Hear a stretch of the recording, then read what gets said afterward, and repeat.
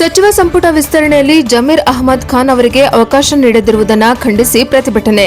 ಕೆರೆಬೆಳಚಿ June 8 DK Shivakumar ನೇತೃತ್ವದ ಸಚಿವ ಸಂಪುಟದ ಮೊದಲ ಹಂತದ ವಿಸ್ತರಣೆಯಲ್ಲಿ ಹಿರಿಯ ಕಾಂಗ್ರೆಸ್ ಮುಖಂಡ ಹಾಗೂ ಶಾಸಕ ಅವರಿಗೆ ಸಚಿವ ಸ್ಥಾನ ನೀಡದಿರುವುದನ್ನು ಖಂಡಿಸಿ ದಾವಣಗೆರೆ ಜಿಲ್ಲೆಯ ಚನ್ನಗಿರಿ ತಾಲೂಕಿನ ಕೆರೆಬೆಳಚಿ ಗ್ರಾಮದಲ್ಲಿ ಮುಸ್ಲಿಂ ಸಮುದಾಯದ ಮುಖಂಡರು ಹಾಗೂ ಯುವಕರು ಪ್ರತಿಭಟನೆ ನಡೆಸಿದರು.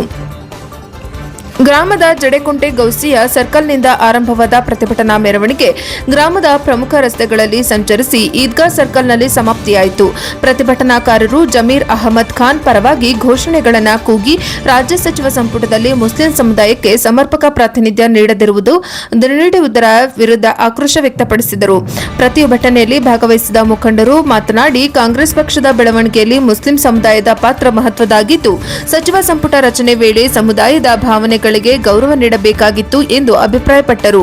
ಜಮೀರ್ ಅಹಮದ್ ಖಾನ್ ಅವರ ಪಕ್ಷ ಸಂಘಟನೆ ಹಾಗೂ ಸಮುದಾಯದ ಅಭಿವೃದ್ಧಿಗಾಗಿ ನಿರಂತರವಾಗಿ ದುಡಿದಿದ್ದರು. ಅವರಿಗೆ ಸಚಿವ ಸ್ಥಾನ ನೀಡದಿರುವುದು ಕಾರ್ಯಕರ್ತರಲ್ಲಿ ನಿರಾಸೆ ಮೂಡಿಸಿದೆ ಎಂದು ಹೇಳಿದರು.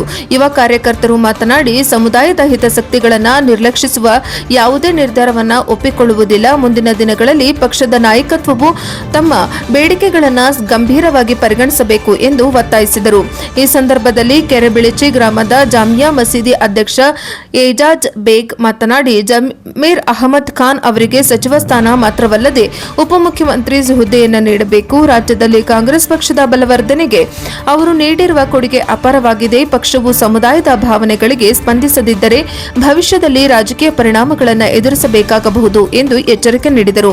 ಪ್ರತಿಭಟನೆಯಲ್ಲಿ ವಜೀರ್ ಜಫಿಯರ್ ರಹಮಾನ್ ಬಾಬು ಸೇರಿದಂತೆ ಹಲವು ಸ್ಥಳೀಯ ಮುಖಂಡರು ಹಾಗೂ ನೂರಾರು ಸಂಖ್ಯೆಯಲ್ಲಿ ಯುವಕರು ಮತ್ತು ಸಾರ್ವಜನಿಕರು ಭಾಗವಹಿಸಿದ್ದರು.